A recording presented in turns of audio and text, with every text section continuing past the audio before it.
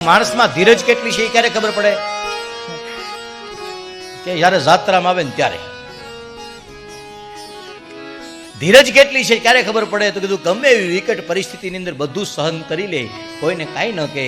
અરે ભગવાન વ્યવહારના આ સામાન્ય વાતની નહીં, પણ જીવનની અંદર ક્યારેક દુઃખ આવે, ક્યારેક સુખ આવે. એ બધું સુખ દુઃખના બે વખતે ન ઉતાવળો થાય ન રડે, એને સમજવાનું કે ખરેખર ધર્મવાન છે.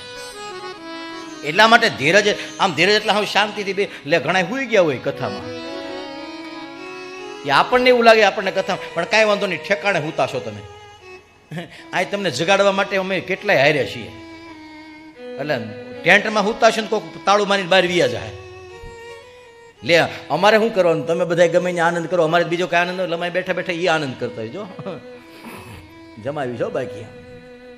હા લે આ અમારું એન્ટરટેનમેન્ટ હોય ભગવાન. તો ધીરજ ધર. બીજી વસ્તુ, માણસ કેટલો ધર્મવાન છે ક્યારે ખબર પડે?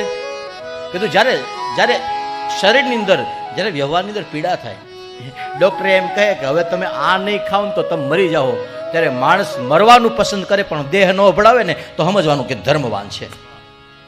હા મરી તો ગમે ત્યારે જવાનું છે. કદાચ ડૉક્ટર તમને એમ કે આ ખાવા મળો, આ નહીં ખાવ તો આ થઈ જાય ને આ થઈ જાય, તો એવા સમયે કાંઈ જીવવા હાટું કાંઈ નથી ખાધું એ ખાવાનું ન હોય.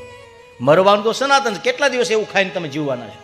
પણ એવા સમયે કે કાલ મરતા હોય ભલે આજ મરી જાય, પણ આ શરીરને આજ સુધી અપવિત્ર નથી કર્યું, એટલે અપવિત્ર કરવાનું થતું નથી. એને સમજવાનું એ ધર્મવાન છે.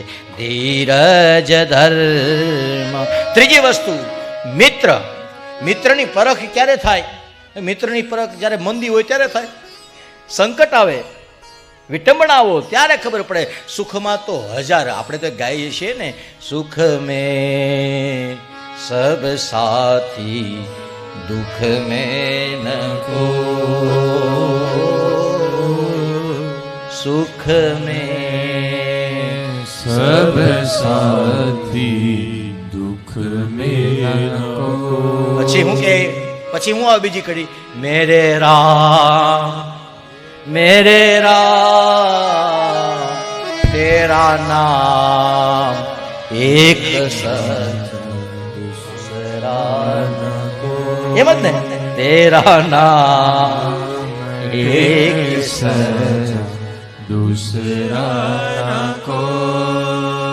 સુખ કે સબ સાથી દુઃખ મેં ન કો. એટલા માટે આ મેણું મારું છું તમને બધાને. હા કે ક્યારેક કોકના સુખમાં ભાગ લેવામાં મોડું થઈ જાય તો ઉપાધિ નહીં કરતા, પણ ક્યારેક કોઈના આહુડા લોવામાં મોડું ન થઈ જાય એનું ધ્યાન રાખજો. ક્યારેક કોઈના લગ્નમાં, ક્યારેક કોઈની ઘરે બહુ મોટો પ્રસંગ છે તો મિસ થઈ જાય, કોઈ ચિંતા નહીં કરો. ઘણાય હતા આપણી કરતા, પણ ક્યારેક કોઈ એકલો માણસ છે, દીકરીના કે દીકરાના લગ્ન છે, કે મા બાપ કે દીકરો ગુજરી ગયો છે ને બિચારા પાસે કાંઈ નથી, એવા સમયે ખિસ્સું ભરીને વ્યા જાજો અને આંસુ લૂછી અને એનું કામ પૂરું કરીને આવજો. ઈ મિત્ર સાચો છે. ધીરજ ધર મિત્ર યરુના. અને ચોથી વસ્તુ, ધર્મ પત્ની. હા પત્ની આપણને સાચે જ બહુ પ્રેમ કરે છે. ક્યારે ખબર પડે? કે જ્યારે ધંધા બંધ થઈ જાય ને ત્યારે.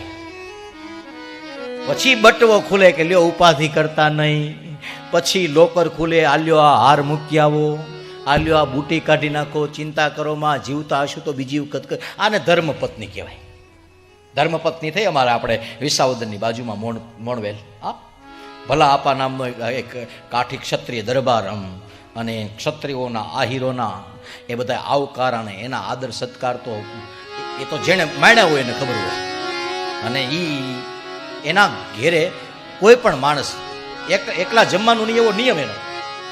પછી જ્યાં આ બધું હોય ને ત્યાં કસોટી હોય, ખાવાનું બિચારાને તકલીફ, પણ ગમે ત્યાંથી દરબાર સાંજ પડે એટલે એમાં એ ભલા આપા ગઢની બારીએ બેઠા હોય, અને ગઢની બારીએ બેઠા હતા ને એક દિવસ બે મહેમાન નીકળ્યા અને કીધું બાપા મારા હામો જેમાં વિના ન જવાય. બહુ હમ આપ્યા એટલે મહેમાન રોકાઈ ગયા. અને ભલા આપા એ રૂમમાં આવી અને એ ક્ષત્રિયાણી હતી જોગણી, એ જગદંબાને કીધું કે સાંભળો છો, શું બે પરોણા આવ્યા છે, બે મહેમાન આવ્યા છે અને જમવા રોકી દીધા છે, રોટલા કરી વાળજો. ભલા આપાને એની પત્નીએ કીધું કે રોટલા કરે, આપણે 4 દિવસે 11 રહીએ છીએ અને તમે મહેમાનને રોકી દીધા. તમારે મને પૂછવું જ જોઈએ ને. ત્યારે ભલા અપાએ કીધું, ઓટલાની ઇજ્જત રાખવી એ મારું કામ છે, રોટલાની ઇજ્જત રાખવી એ તારું કામ છે. મેં મારી રાખી લીધી છે, તારું જે કરવું હોય તું કરી લેજે. પેલે કે પણ ઘરમાં કાંઈ નથી, કે મારો પ્રશ્ન નથી, રસોડામાં કાંઈ નથી, તમારે જોવાનું, મારે થોડું રસોઈ બનાવવાની છે. તો શું કરશું એ તારે, મને કાંઈ પૂછવાનું નથી. બહુ વિચાર કર્યા પછી ભલા આપાની પત્ની એવું કીધું, એક ક્ષત્રિયાણી એવું કીધું કે દરબાર, એક કામ, એક રસ્તો છે. શું? ઘરમાં ખાવાનો દાણોય નથી, પણ પાછળ વાડામાં છાણાનું મોઢવું કરેલું પડ્યું છે, એની અંદર આગળ એક કાળોતરો સર્પ ગયો છે. આગળ હું મારો હાથ એની અંદર નાખું અને કાળોતરો સર્પ મને કરડે, હું ગુજરી જાઉં, એ સમાચાર તમે મહેમાનને આપજો. એટલે મર્યા ઉપર રોટલા ખાવા મહેમાન રોકાશે નહીં, મારીને તમારી બેયની ઇજ્જત રહી જશે. પેલા એ કીધું, એ તારે જે કરવું હોય, હું તને એમ નથી કહેતો તું જીવતી રહે, મારી ઇજ્જત તારે રાખવાની છે, બીજી કોઈ વાત નહીં. અને પછી રોકી દીધા મહેમાનને. અને ભલા આપાની એ ઘરેથી એ માઈ હતી, એ જોગણી હતી, ગઈ છાણાના મોઢવાની અંદર હાથ નાખે. પણ જ્યાં અંદર હાથ નાખે, ભગવાન તમારી આંખમાં આંખ કોક તો જ પરોવે ગઈ. જો તમારી આંખ નાચતી હોય ને તો, બાકી કોઈની તેવડ નથી તમારે આમ જોઈ શકે. હા, તમારો હાથ તો કોક પકડી ગયે, જો તમારો હાથ થોડોક આગળ ગયો હોય ને તો જ. તમારા પગલામાં ત્રેવડ હોય ને તો બીજું પગલું ન, આપણામાં પવિત્રતા હોય ને તો આપણા પગલામાં ભૂલથી કોઈનું પગલું ન પડે. હા, ચરિત્રનું નિર્માણ થાય ને, કોની તેવડ છે આપણી સામું જોઈએ. હજારો ગોળીઓ રમતી, અમારે ગરબા થતા, નોરતા થતા, ગરબીની ફરતી હજારો રમતી, પણ કોઈની તેવડ નહોતી એની સામે નજર બગાડવાની. કેમ? એ મહાકાળી હતી, મહાલક્ષ્મી હતી, ચામુંડા હતી, રણછંડી હતી, કોઈની તેવડ નહોતી. આ બગડે છે એટલા માટે, કારણ કે આંખ નાચે છે, પગ ધ્રુજે છે, કોકની વાહે ને કોકની સામે હાલવાની ટેવ પડી ગઈ છે, એટલા માટે ઉપાધિ છે. અને આની સામે આમ જ્યાં હાથ નાખ્યો અંદર, એ તો એરુને ખબર હોય કોને કવડાય ન કવડાય. હા, એરું નહીં, આપણે ત્યાં કીધું છે એને હવામાનનું તાળું છે. એ સર્પની સામે હાથ નાખ્યું ને, ત્યાં તો સર્પને જાણે ઓલું મશાલ ન નાખતા હોય એમ આમ ફૂફાડો પાછો લઈ. ઓલી દરબારની બાઈ કહે, ક્ષત્રિયની બાઈ કહે, એ માં કે જોગણી કે કેલા કરડની કડ એટલે મારું કામ થાય, નહીતર પેલો મને મેણા મારશે. માર સહન થાય, મેણા સહન ન થાય. અને એમાંય અમુક જે વરણ છે એને તો મેણા માટે એ ગમે થઈ જાય. અને હાથ નાખે પણ ઓલી, કારણ કે સર્પને ખબર છે કે આ કોઈ સ્ત્રી નથી, આ જગદંબા છે, મારે આને ન કરડાય. ગઈ અને ગઢમાં જઈને સાથ કર્યો, સાંભળો છો? શું? એ કે એરું કરડતો નથી, એ તો એ કે વાતું થાય મરવાની. મરવાનું આવે ને તો એ બધા આવી જ વાતું કરે, બાકી મોરલો ટવક્યાવી ના રે, કોયલ બોલાવી ના રે, એમ એરું કઈડાવી ના રે. પણ જીવ વાલો લાગ્યો, તમને જીવ વાલો લાગ્યો એટલે આ બધી વાતો કે નહીં. હાથ પકડીને કે મારે તમારો હાથ ન પકડાય, 5 હાથ પર પકડવો છે. લઈ ગઈ છાણાના મોઢવા પાસે લઈ જઈ અને છાણાના મોઢવામાં હાથ નાખી અને જોર્યો એમ કહીને ગળામાં પહેરાવ્યો.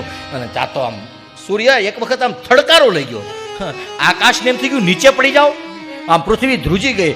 પણ જ્યાં ચમકારો થઈ ને આંખ ખુલીને ત્યાં તો ઓલો કાળો જે સર્પ હતો ને એ સોનાનો હાર થઈ ગયો.